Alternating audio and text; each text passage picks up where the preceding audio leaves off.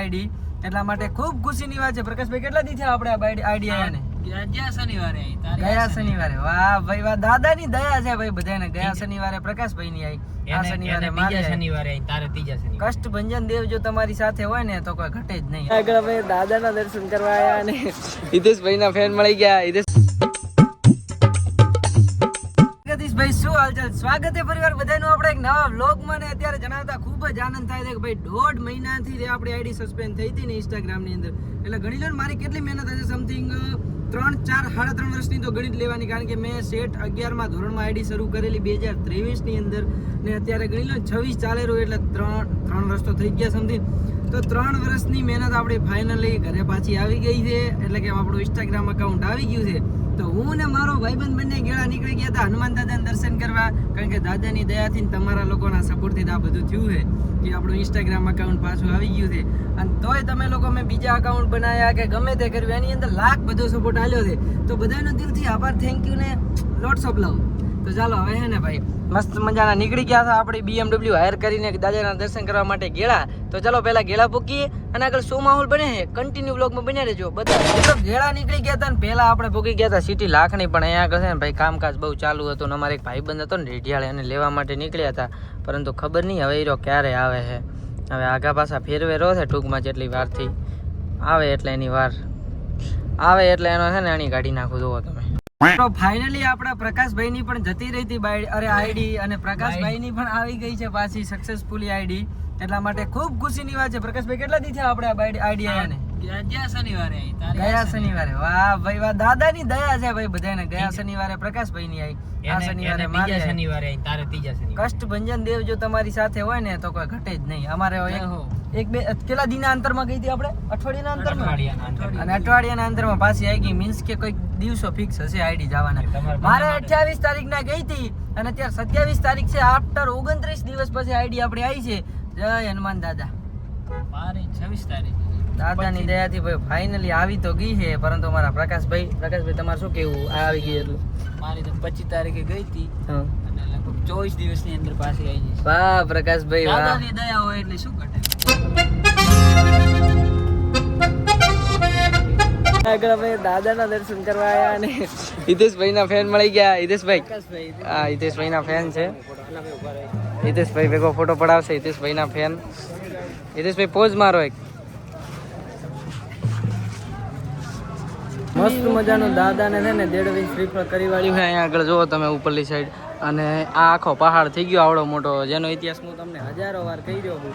અને જો ના જોયો ને તો મારી ઇન્સ્ટાગ્રામની અંદર પિન કરેલી છે, જોતા આવજો, તમને સંપૂર્ણ માહિતી મળી જશે માત્ર 59 સેકન્ડમાં. ચાલો અહીંયાથી હવે નીકળીએ. અને મારા રેઢિયાળ ભાઈબંધો કંઈક માગે છે તો એમને છે ને ગરીબની સેવા કરવી આપણો ધર્મ છે, તો કરતા આવી. દાદાના દર્શન કર્યા ને આગળ છે ને મારા પ્રકાશભાઈના ભાઈ ફેન બહુ છે દુનિયા મળી ગયા. શું નામ ટાઈગરનું? સિદ્ધરાજભાઈ. એ લાગે એકદમ હીરો જેવો. જો ખાલી આ હવે છે ને આગળ આપણે નીકળવાનું થાય. દશરથભાઈ હેડ છે ને મસ્ત મજાના દાદાના દર્શન કરી વળ્યા હતા મારા ભાઈબંધ ગણી લો ને. કોના જેવા ભાઈબંધ તમે? ભાઈબંધમાં હારા કોણ હતા? સુદામા જેવા ભાઈબંધો હારે હું નીકળી ગયો હતો. આનાથી વધારે જૂઠું નહીં બોલું, કારણ કે હું દાદાના સાનિધ્યમાં છું. તો હવે આપણે નીકળવાનું છે અહીંયા આગળથી છે ને ફર્સ્ટ ઓફ ઓલ નાસ્તો કરવા. તો ભાઈ નાસ્તાનો સ્પોન્સર મને બનાવ્યો છે, પણ હું બારોબાર કઈ રીતે નીકાળું છું તમે કન્ટિન્યુ બનાવી દો, તમને બતાવું. બારોબાર નાસ્તાના સ્પોન્સર બનાવવા માટે તમારે કશું જ નથી કરવાનું. સૌપ્રથમ મારો ભાઈબંધ આમ ગાડી હાકે ને, એમ જો તમારી બાજુમાં કોઈ ભાઈબંધ બેઠો હોય ને તો એને ગાડી હાંકવા દેવાની, એટલે ગાડી સીધી રોડે હાલશે અને 4 ટાયર ગોળ ફરશે.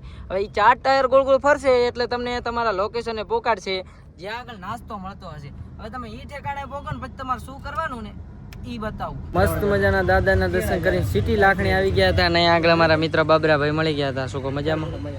મજા, ઓકે. પ્લસ મારો ભાઈબંધ મહેશભાઈ, કેવું ચાલે? મજા, આનંદ મંગલ. આપણે પ્રકાશભાઈ બ્લોગર છે, મોટી નામના ધરાવે છે, ઓળખ્યા ને? પોતાને શું છે નિત્યાક્રમ, બાપુ નિત્યાક્રમ ચાલતા દો હંમેશા, એવું છે. તો ચાલો ભાઈ પ્રકાશભાઈ નાસ્તા પાણી કરશો ને તમે? પ્રકાશભાઈ ભૂખ્યા થયા છો? નથી થયા ને? ના ને તો પ્રકાશભાઈ તમે નીકળો અને અમે કરી ના આવો. મને ઉતારવા આવો થોડા બસ સ્ટેન્ડ થી તમે. તો લેવાડો ભાઈ, હેડતા જાતા રહો ને. હેડતા મેલા ને. ચાલો તો લેવાડો કરો. બરોબર નાસ્તાના સ્પોન્સર બનાવો તો તમારે આવું કઈ કારણ ઊભું થાય. લઈને હાલવા પડે. આપણે લ્યો દશરથભાઈ પીઓ. આપણે સેવાનું કામ છે, ગરીબોની સેવા કરી. તો મિત્ર કેવું લાગ્યું આપણે 2 ગરીબ જમાડ્યા હતા? સારું લાગ્યું ને ટૂંકમાં? બહુ સારું લાગ્યું ને? મજા આવી? કરે અમને ખૂબ સુખ રાખે. હા હા, તમે તમારે વાહ વાહ પ્રકાશભાઈ વાહ. તો બિચારા કેટલા 1 મહિનાથી જમ્યું નતું. પ્રકાશભાઈ ક્યાંથી વાત કરતા હતા?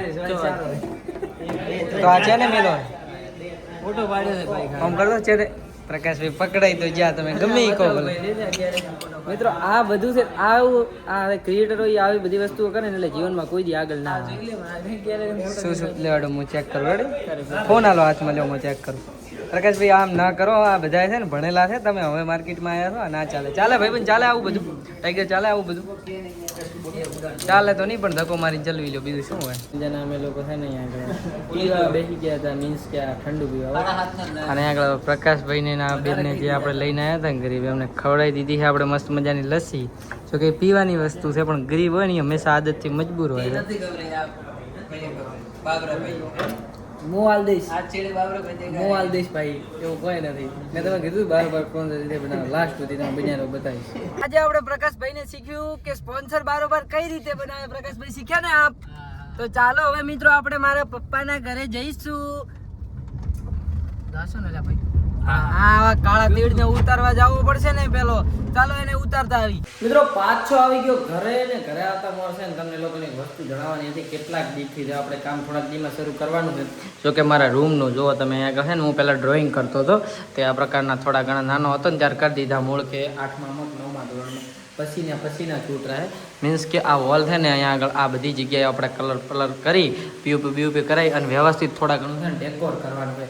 પણ હવે કેટલાક દીમાં થાય છે ને જોવાનું છે. બાકી અત્યારે છે ને ગરમી છૂટેલી છે, રૂમમાં સામાન બહુ વધી ગયો છે એટલે રાખવા માટે જગ્યા નથી. એટલે આપણે આને મસ્ત મજાનો ડેકોર કરીને પછી અંદર બધું રાખવાનું છે ટૂંકમાં. તો તમે લોકો મને સજેસ્ટ કરો કે કયો કલર કરાવવું તો સૌથી વધુ મજા આવે. તો આવી પ્રકારની કઈ વોલ છે આપણી, તો તમે લોકો કોમેન્ટ કરી દો. તમને લોકોને ખબર તો હશે કે અમારા ઘરે છે ને એક નવું મેમ્બર એડ થઈ ગયું છે થોડાક દીથી. પરંતુ આ છે ને મેમ્બર, એને હું રમાડવા દઉં ને એટલે એની મમ્મી રીને મને જરાય કને નથી આવવા દેતી, મારવાનું બિહેવ કરે છે. બરોબર? હવે હું નાનો હતો ત્યારે મારી મમ્મીએ કોઈ દી કોઈને ના આવવા દીધા કને હોય એવું કોઈ દી કર્યું નથી. બરોબર છે? અને અત્યારે મેન વસ્તુ એ થઈ કે મેં શર્ટ ઉતાર્યું ને એટલે અમે બંને મેચિંગ થઈ ગયા. એટલે મને કોઈ બળદ જેવો ના સમજ જાઓ, પહેલથી કહી દઉં. તો મિત્રો મસ્ત મજાના હે ને મારા એક રેઢિયાળ ભાઈબંધ જોડે હું બેસવા આવ્યો હતો. અને એ રહ્યો શું કે ખબર છે, મારે કે ગેળા આવું દાદાના દર્શન કરવા. તો અહીંયા આગળ છે ને એને ફરી ગાડી પાછી ઘુમાડી લીધી છે અને હવે એ નીકળી ગયો પાછો ગેળા તરફ. એટલે વરે અત્યારના દીમાં બીજી વાર મારે દાદાના દર્શન કરવા જવાનું છે. વાહ ભાઈ, શું ભાગ્ય પ્રાપ્ત થઈ ગયું. બીજી ખુશી કે આઈડી પાછી આવી ગઈ ને એમાં દાદાના દર્શન બીજી વાર કરવા મળે છે. પછી તો શું જોઈએ જીવનમાં. હરિઓમ હરિઓમ. દાદાના દર્શન કર્યા બીજી વાર, ત્યારબાદ નીકળી ગયા હતા ગામડે. પણ ગામડે તો મારા ભાઈબંધને એવું પૂછ્યું ને તો લઈ આવ્યો વળી પાછો અહીંયા આગળ લાખણી. ખબર નહીં ભાઈ, ગોતીને ભેગા ત્યારે રખડા જ કરે હારો દી. તો કે ફાયદો છે કારણ કે મફતમાં રેડબુલ ને હેલ ઠપકારવા મળે. પણ મિત્રો મસ્ત મજાના સિટી લાખણીએથી નીકળી ગયા અને અમે લોકો જતા હતા પાછા મારા ગામડા તરફ. તો ચલો ભોગીએ. દાદાના દર્શન બીજા 2 વાર થઈ ગયા. અત્યારનો દિવસ ધન્ય છે, સુકૂન છે. તો ચાલો ઘર જઈએ.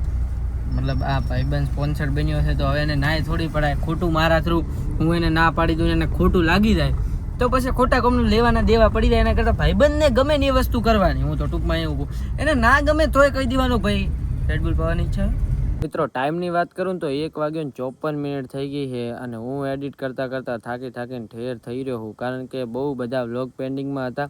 મિની વ્લોગની અકાઉન્ટ આવ્યું હતું અત્યારે પાછું, એટલે એનું બધું સેટઅપ કરતો હતો કે કઈ ટાઈપનું રીચ બીચ બધું ડાઉન થઈ ગયું છે. તો તમે થોડા હે ને આપણા ઇન્સ્ટાગ્રામના મિની વ્લોગ તરફ પણ નજર મારી આવજો, એટલે કમ્પ્લીટ સ્ટેબલ થઈ જાય ને તો જોવાની ટૂંકમાં મજા આવશે.